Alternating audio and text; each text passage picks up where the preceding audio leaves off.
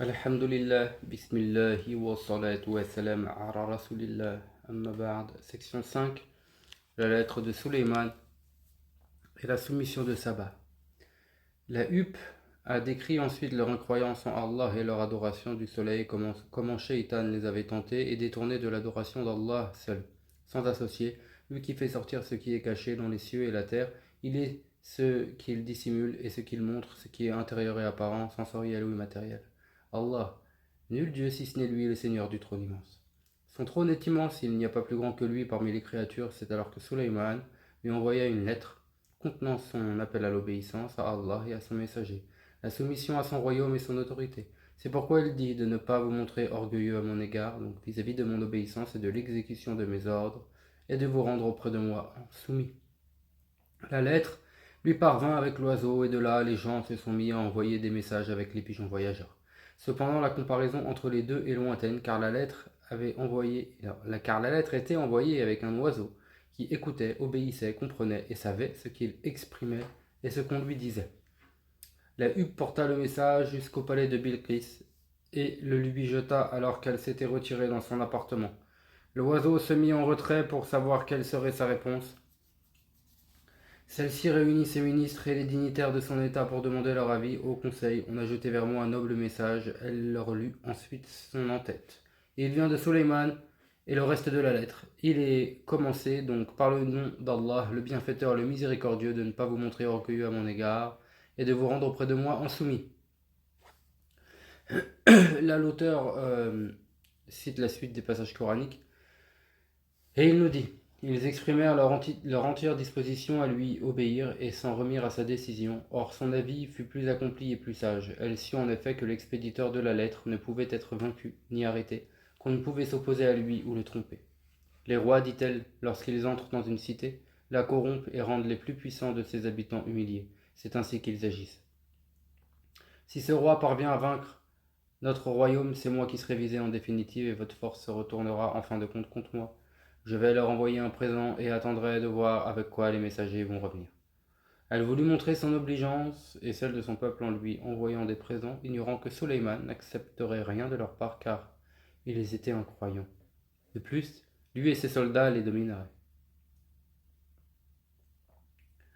C'est pourquoi, lorsqu'il parvint à Sulayman, celui-ci déclara: m'apportez-vous des biens supplémentaires? Ce que Allah m'a donné est meilleur que ce qu'il vous a donné, mais vous autres, vous vous réjouissez de votre cadeau. Ces cadeaux comportaient des choses extraordinaires que les exégètes ont mentionnées. Il s'adressa ensuite au messager qu'elle avait envoyé, alors que l'assistance écoutait. Retourne vers eux, nous allons arriver avec des armées auxquelles ils ne pourront faire face. Nous les en sortirons humiliés et ils seront inférieurs. Donc l'auteur Ibn Kathir rahimahullah nous dit, c'est-à-dire retourne avec tes cadeaux chez celui qui pense avoir dispensé cette faveur. Ce que Allah m'a accordé comme bien, objet précieux et serviteur, est bien plus important que ce dont vous vous réjouissez et tirez fierté auprès des vôtres. Lorsqu'ils apprirent cela du prophète d'Allah, ils n'avaient plus d'autre choix que d'obéir. Ils partirent donc tous sur le champ en compagnie de leur reine, obéissants et soumis.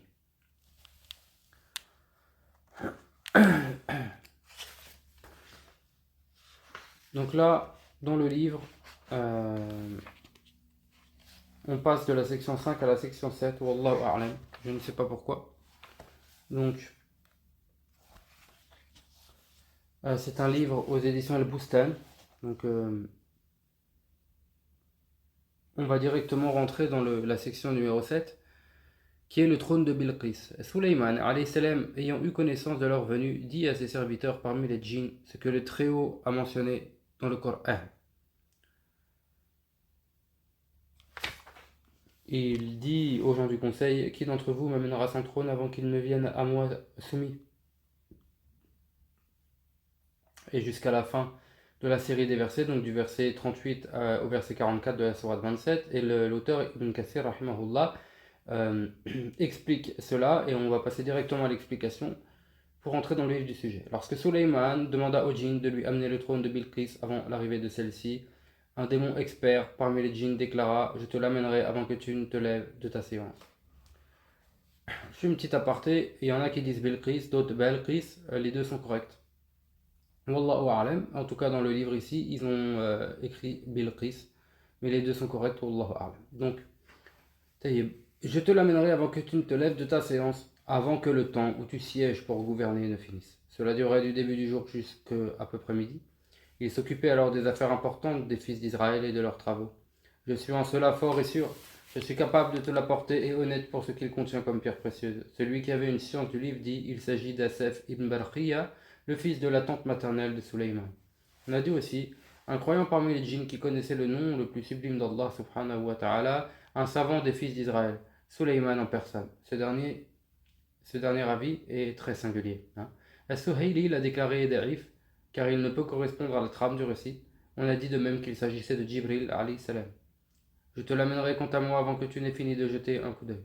On a dit que cela signifiait avant que tu envoies un messager à la limite où parvient ton regard et qu'il retourne jusqu'à toi, ou bien avant que les gens les plus éloignés de ta vue n'arrivent jusqu'à toi, avant que ton regard ne soit lassé, après avoir contemplé une chose puis avoir fermé tes paupières. Avant d'avoir fini de regarder ce qui est le plus éloigné de toi, ce dernier avis est plus proche de l'énoncé. Lorsqu'il le vit bien en place auprès de lui, en un temps rapide, venant du Yémen jusqu'à Bayt el-Maqdis, donc Jérusalem, en un clin d'œil, il dit, cela vient de la faveur de mon Seigneur, afin qu'il m'éprouve, si je remercie ou renie. C'est aussi sa faveur par laquelle il éprouve ses adorateurs pour ce qui est de la reconnaissance ou non. Or, celui qui remercie, remercie au bénéfice de sa personne, et celui qui renie saura que mon Seigneur est riche et munificient. Il n'a guère besoin de la gratitude de ceux qui sont reconnaissants, ni subit de tort par l'ingratitude des infidèles. Sulayman ordonna ensuite de changer l'ornement du trône, de transformer celui-ci pour éprouver l'intelligence de Belkris et sa raison. Mais c'est pourquoi nous verrons si elle a du bon sens ou est de ceux qui ne parviennent pas au bon jugement. Lorsqu'elle arriva, on lui demanda « Est-ce que ton trône est comme cela ?» On dirait que c'est lui, répondit-elle. Cela tenait de son intelligence, car ainsi elle excluait qu'il puisse s'agir de son trône qu'elle avait laissé derrière elle au Yémen. Elle n'avait pas connaissance en effet que quelqu'un puisse accomplir cette tâche extraordinaire. Puis Sulayman et son peuple affirmèrent. Et certes, la science nous a été donnée avant cela, et nous avons été soumis. Ceux qui l'avaient détournée étaient ceux qu'elle adorait en dehors d'Allah. Elle faisait partie d'un peuple infidèle. Section 8. La place de verre. Sulayman alayhi salam avait ordonné de construire une place et y fit circuler de l'eau, là où on y passait. Il revêtit celle-ci de verre et mit dedans des poissons et d'autres animaux aquatiques. Subhanallah.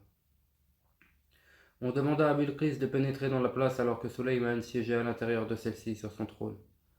Lorsqu'elle vit celle-ci, elle crut que c'était une vague et découvrit ainsi ses jambes. Il dit, c'est une esplanade faite en verre.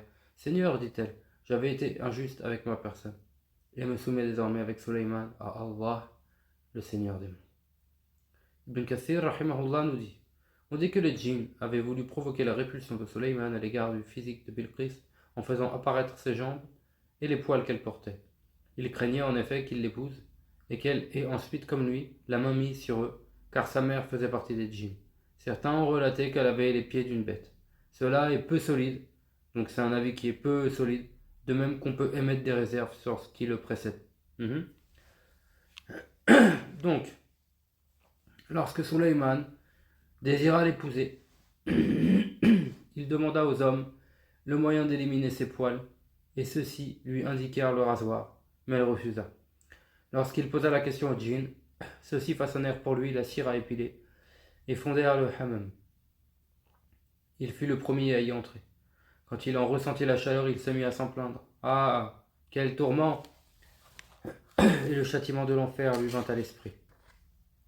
Après son mariage, il la laissa comme reine sur le Yémen. Il lui rendait visite une fois par mois et restait avec elle 3 jours, puis revenait sur son tapis.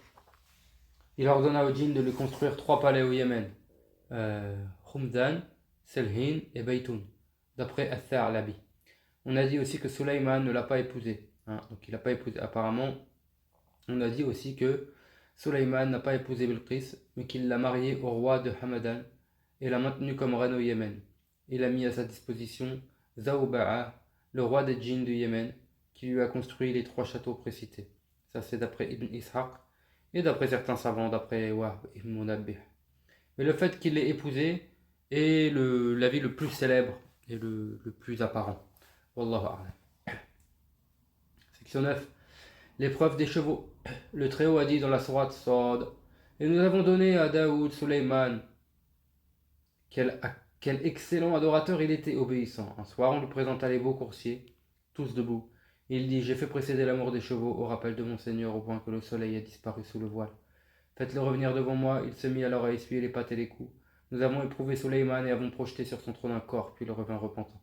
Il dit, Seigneur, pardonne-moi et accorde-moi un royaume qu'il ne siera à personne en dehors de moi d'avoir tué les donateurs généreux. Nous avons ainsi mis à sa disposition le vent, qui se déplaçait sous ses ordres avec douceur là où il voulait, ainsi que les démons, qui tous étaient bâtisseurs et plongeurs. D'autres étaient solidement entravés. Voilà notre don. Dispense ou abstiens-toi de donner sans rendre de compte. En vérité, il a auprès de nous une proximité et un retour excellent. Le Très-Haut évoque comment il avait accordé à Daoud Sulayman, que le salut soit sur eux, et a fait son éloge. Il mentionne aussi ce qui s'est produit entre lui et les chevaux, donc djihad debout, et safinat, c'est-à-dire dressé sur trois pattes. La quatrième touchant le sol du bord du sabot. Djihad désignant les chevaux entraînés et rapides. Il dit, j'ai fait précéder l'amour des chevaux au rappel de mon Seigneur au point que le soleil a disparu sous le voile. Donc on a dit qu'il s'agissait du soleil ou des chevaux, selon deux avis que nous allons préciser. Faites-les revenir devant moi. Il se mit là alors à essuyer les pattes et les coups. Il passa à l'épée leurs jarrets et leurs coups, ou bien essuya leur sueur après qu'ils eurent fait la course devant lui. La plupart des prédécesseurs l'ont expliqué selon le premier avis, à savoir qu'il s'était occupé de l'exhibition des chevaux, au point que lors de la prière du milieu de l'après-midi lui avait échappé, et que le soleil s'était couché. On a relaté cela de Ali ibn Abi Talib et d'autres. Ce qui est certain, c'est qu'il n'a pas délibérément délaissé la prière, sauf si cela était permis dans leur loi, et qu'il l'avait alors retardé pour une raison comme le combat et la préparation des chevaux, ou pour celui-ci.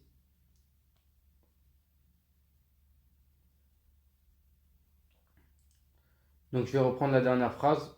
Ce qui est certain, donc l'avis qui est certain, c'est qu'il n'a pas délibérément délaissé la prière, sauf si cela était permis dans leur loi, et qu'il l'avait alors retardé pour une raison comme le combat et la préparation des chevaux pour le combat. À ce propos, certains savants comme Shafi'i rahimahullah prétendent que le prophète sallallahu alayhi wa sallam avait retardé la prière de la Asr le jour de Khandaq, la bataille du fossé, parce que cela était alors légal avant d'être abrogé par la prière de la peur en cas de conflit. Makhoul al-Awza'i affirme que cette règle est aussi valable jusqu'à nos jours et qu'il est permis de la retarder pour le motif du combat intense. D'autres disent que ce retard du prophète sallallahu alayhi wa sallam était dû à l'oubli, et c'est à cela qu'on assimile l'acte de Sulayman alayhi salam. Wallahu a'lam. Les uns affirment qu'au point que les chevaux ont disparu sous le voile, se rapporte aux chevaux que l'heure de la prière n'était pas alors terminée, et ainsi que faites-les revenir devant moi. Il se mit alors à essuyer les pattes et les coups, signifie l'essuiage de la sueur sur leurs jarrets et leurs coups. Et ça, c'est l'affirmation de Ibn Jarir. Le Walibi l'a rapporté d'Ibn Abbas radiallahu anhu. Ibn Jarir déclare ainsi qu'il ne lui était pas permis de torturer les animaux en leur coupant les jarrets et de dissiper ses biens, sans motif ni faute de leur part. Cependant, on peut émettre des réserves sur cette affirmation car cela était probablement permis dans leur loi. D'ailleurs, certains de nos savants déclarent que si les musulmans craignent que les infidèles emportent comme butin les animaux et d'autres choses, il leur est alors permis de les immoler et de les détruire pour empêcher que les ennemis se renforcent avec. C'est à cela qu'on impute le geste de Ja'far ibn Abi Talib à Mouta quand il sectionna le jarret de son cheval. On dit que les chevaux de Sulayman atteignaient un nombre considérable, 10 000 ou 20 000, parmi lesquels il se trouvaient 20 chevaux ailés. À ce propos, Aïcha radiallahu anha a relaté: le messager d'Allah sallallahu alayhi wa sallam arriva de l'expédition de Tabouk et de Khaybar. Il y avait un rideau à l'étagère de Aïcha. Le vent releva un côté du rideau et fit apparaître des poupées appartenant à celle-ci. Il dit alors: qu'est-ce que c'est, à Aïcha? Ce sont mes poupées. Il vit entre elles un cheval à deux ailes fait de peau. Et celui-là, que je vois au milieu d'elles? Un cheval, répondit Aïcha. Qu'est-ce qu'il a sur lui? Deux ailes. Un cheval qui a deux ailes? N'as-tu pas entendu que Sulayman avait des chevaux ailés? Dit Aïcha. Il rit alors tant que je pouvais voir ses molaires, ajoute-t-elle. Rapporté par Abu Daoud dans ses Sunan. Et lorsqu'il délaissa les chevaux en vue d'Allah Ta'ala, le Très-Haut donc lui donna en compensation ce qui était meilleur, à savoir le vent dont l'aller au matin correspondait à un mois de route et le retour au soir à un mois. À ce propos, Abu Qatada et Abu